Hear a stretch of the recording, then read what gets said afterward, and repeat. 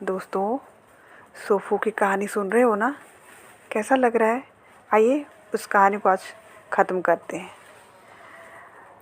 ये कहानी वहाँ तक पहुँच चुकी थी जहाँ सोफू और उसका प्यारा अंकल, जो उसका फास्ट फ्रेंड बन चुका था, घर की तरफ आ रहे थे।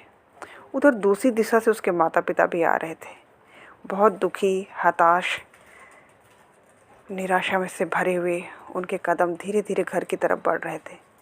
पर अचानक सोफू के पिता को सोफू दूसरी दिशा से एक अनजान आदमी के साथ घर की तरफ आता हुआ दिखाई दिया।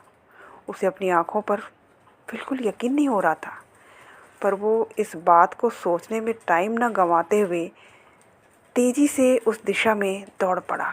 जब वो पास में पहुंचा तो यकीन ना करते हुए भी इस सच्चाई को वो सामने देखकर अपना होश संभाल न सका और रोते हुए अपने बच्चे को गोद में उठा लिया और बेतहाशा चूमने लगा।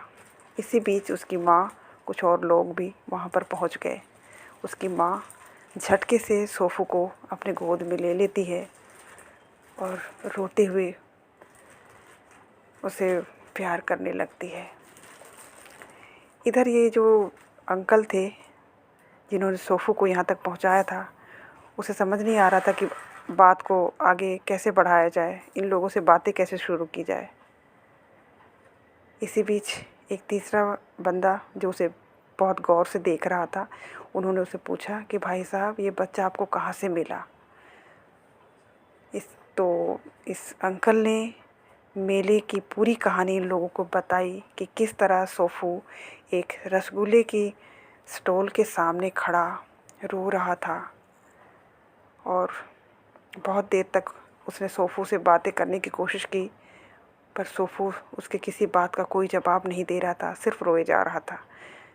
फिर जब वो रसगुल्ले की बात आई, तब वो कैसे एक बदला हुआ सोफू नज़र आया और कितनी बातें की, क्या कुछ बताया, ये सारी बातें उसने उसके माता पिता और बाकी लोगों को बताई।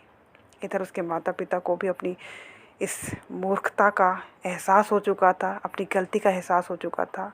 उन्होंने इस भले मानस से माफ़ी मांगी और अपने आप से वादा किया कि ज़िंदगी में कभी ऐसी गलती नहीं करेंगे। दोस्तों, मेरी इस कहानी से एक शिक्षा देना चाहती हूँ, कुछ संदेश है समाज के लिए कि कभी भी हमें ऐसे बच्चों को, उनकी बातों को नज़रअंदाज नहीं करना चाहिए और इतनी लापरवाही माता पिता के द्वारा कभी होनी नहीं चाहिए कि उनके बच्चे कब उनके हाथों से छूट रहे हैं इसका पता भी ना चले।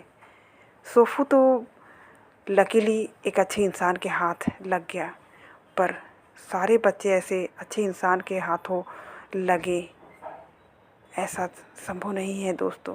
किसी गलत इंसान के हाथों भी बच्चे लग सकते हैं। तो हमें पूरी सावधानी के साथ अपने बच्चों का ध्यान रखना चाहिए और ऐसी बेवकूफ़ी भरी हरकत नहीं करनी चाहिए। ओके दोस्तों, थैंक यू सो मच।